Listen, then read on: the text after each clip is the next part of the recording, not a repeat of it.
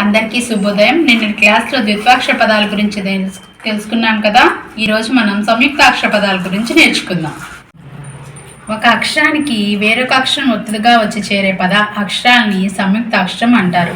అలా సంయుక్తాక్షరాలను కలిగి ఉన్న పదాన్ని సంయుక్తాక్షర పదాలు అంటారు. చూడండి పిల్లలు, సంయుక్తాక్షర పదాల గురించి చెప్పాను కదా, ఒకసారి ఆ పదాలు చూడండి. ఇక్కడ కావత్తుతో వచ్చే పదాలు చూద్దాం. కర్కశం, పుష్కరం, జట్క.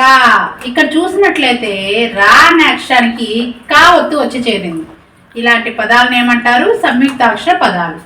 ఇప్పుడు గావత్తుతో వచ్చే పదాలు: ఖడ్గం, మార్గం, భగవద్గీత. శావత్తుతో వచ్చే పదాలు: ఆశ్చర్యం, కుర్చీ, ఖర్చు. జావత్తుతో వచ్చే పదాలు: అర్జునుడు, నిర్జలం, దర్జా. టావత్తుతో వచ్చే పదాలు: డాక్టరు, కోర్టు, కష్టాలు. ఇప్పుడు డావత్తుతో వచ్చే పదాలు చూద్దాం. Order, ward, Dalda. ఇప్పుడు తావత్తుతో వచ్చే పదాలు: వార్త, సప్తమి, నేస్తం. ధావత్తుతో వచ్చే పదాలు: శబ్దం, అర్థం, వర్ధంతి. నావత్తుతో వచ్చే పదాలు: అగ్ని, ప్రశ్న, స్నానం.